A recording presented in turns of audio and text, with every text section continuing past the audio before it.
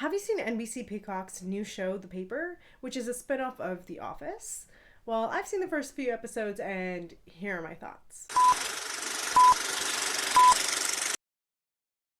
After watching the first episode, I really did like how the tone of the show was. It's bringing back the one camera sitcom, and it's a spinoff of The Office, and they actually did a really good job of keeping with that tone and keeping the weird, quirky, different kinds of characters in there. And I like how this time around we are focusing on a newspaper company, which I did journalism in school, so that's a really exciting thing for me to see how things are run in news. Obviously, not everything's going to be accurate, but there was one episode where some high school students visited the newspaper and they were asking questions about leading the interviewee in questioning, asking yes or no questions, which you shouldn't be asking yes or no questions because then you're limiting the person's answer, and getting the where, what, who, why of any story and the relevancy and the importance of stories. Also, all of that was just, journalism 101, which they included into the show, which I thought was pretty rad that they did that research to add that in. And it kind of feels like the whole early 2000s single camera comedy sitcoms are kind of making a comeback, which is really nice because, and I will say that this year there's been a lot of comebacks from a lot of people that were big before 2015. Actors, shows, musicians, songs are making a lot of comebacks this year. It's a very nostalgic year, which is awesome, but also kind of makes me feel a little bit old, not gonna lie. But it's just coming back into style now, which is fun, and it's a bit of a trend. I'm noticing nostalgia is a bit of a trend this year. So of the show, there are a few people that I do recognize. For one, they brought back Oscar from The Office into The Paper, so I really do like the reference of The Office things,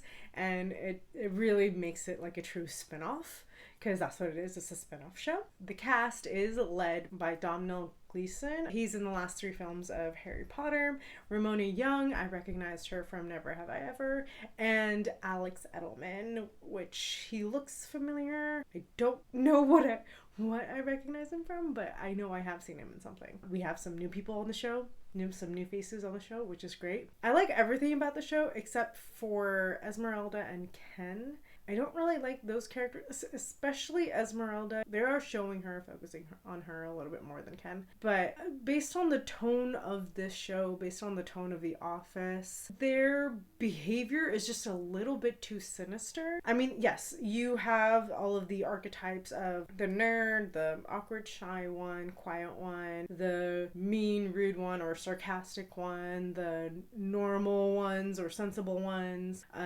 Ned, which is played by Domhnall, his character is kind of a mix between Michael Scott and Jim Halpert, and Mare is kind of like Pam. However, there is another couple being shown on the show which also kind of reflects Jim and Pam's love story on The Office, but there are some parallels. There are some obvious archetypes that are repeated, because I mean those are like television, it's writing format, and you will always have like that one person that's creating havoc, that's the catalyst for things going wrong. But usually it's either caused by someone who's just annoying or nosy or bossy or just dumb.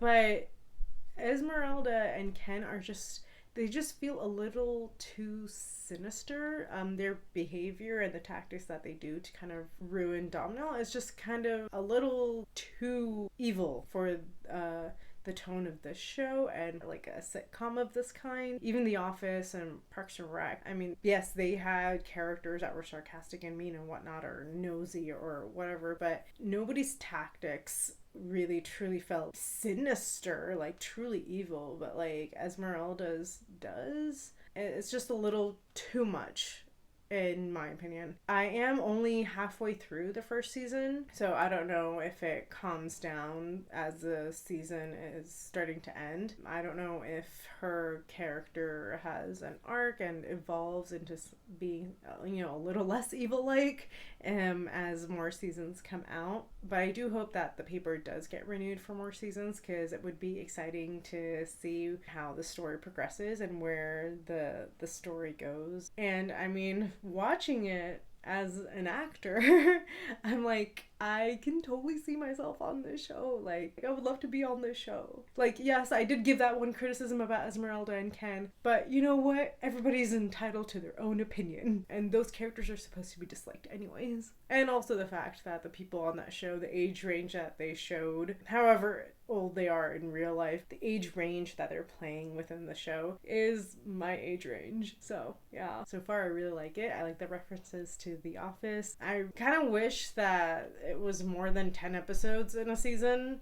I personally, this is like an overall criticism I have about streaming shows, is that they limit it to like 8 or 10 episodes in one season. I really miss when a season used to be 20, 22 episodes, because it really helped to stretch out and show more details and stories of, different characters, and really getting to see that story arc of characters.